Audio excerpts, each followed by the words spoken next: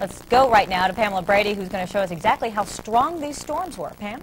I wanted to take you back, way back to last night and show you the line of storms that affected Volusia County on down into Seminole County, Sanford, into western Orange County. That storm that moved through and produced the tornado over into Winter Garden and into western Osceola County. And when you look at these storms, what you know is they were moving so quickly. This happened, all of this happened really between midnight and 2 in the morning. You can see the tornadoes touching down. And then by 2 o'clock in the morning, the Kissimmee, even up into, well, Geneva and Volusia County. The last tornado to touch down was in the Titusville area.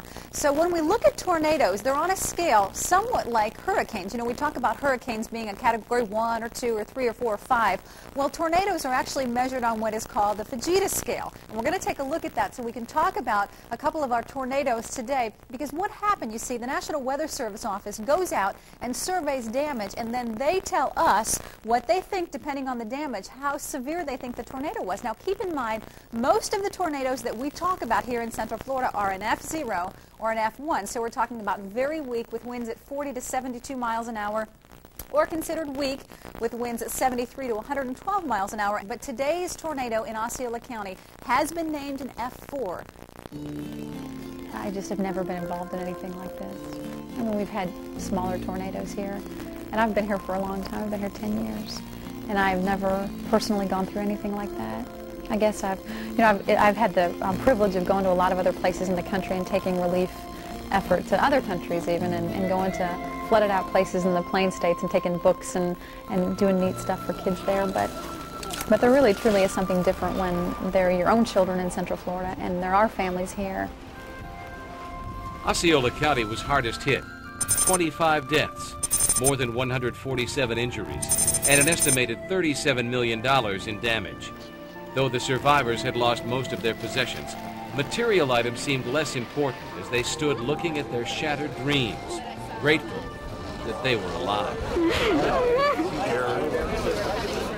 We want to go now out to Craig Eicher, who's been in Osceola County all day, and give us an update now that it's getting dark out there. Craig? These Orlando Utilities Commission crew right behind me here, they've been out here a long time. Right now they're using their auger to dig holes for the high voltage power poles that they're going to try to replace tonight and get the lines maybe hooked up by tomorrow. Over there, the tremendous damage of Ponderosa Park, the campground that we've been camped outside of all day today, where 8 people died this morning, another half dozen still missing. And here are some of their stories right now. Out of chaos, a very lucky little dog. He was sniffed out by a canine cadaver detecting dog and now shivers in a firefighter's arms. Osceola County is a disaster, the hardest hit victim of the fiercest tornado storm ever to hit Florida. We tried to get to the bathroom, and it came around and blew us back into the bedroom, and the whole ceiling dropped down on our bed, and we were on the floor, thank God. In a split second, it just twisted the house to pieces. Went looking for my kids. Found one of them, didn't find the other one. And amazingly, the neighbor's car was moved over here to ours side, and my little baby was inside the car, and we don't know how she got there. The tornadoes first set down in Intercession City, ripping apart trailer homes there and plunging a board splinter through a man's head. And come right through our window. Part of it splattered and went right through my skull and out the other end. A Campbell City shopping plaza was next, then East Kissimmee, where residents in Ponderosa Park suffered terribly. 8 dead here from being blown from their homes, as many as 6 still missing. We went up against the neighbor's car, and then I don't know how we got picked up again and set right back down. Up the road, Buenaventura Lakes, cars flew into houses, and a shopping plaza was obliterated. And this is a picture of a former convenience store. You know what's so incredible is you look at this as a block wall. It looks as though it's built like a fire station. You know, that's the kind of construction it looks like. I would have thought that I could have gone in there during the storm and been safe. It's obvious that that's not the case at all. The path of destruction in Orange County left 3 dead, 70 injured, and 491 structures either damaged or destroyed.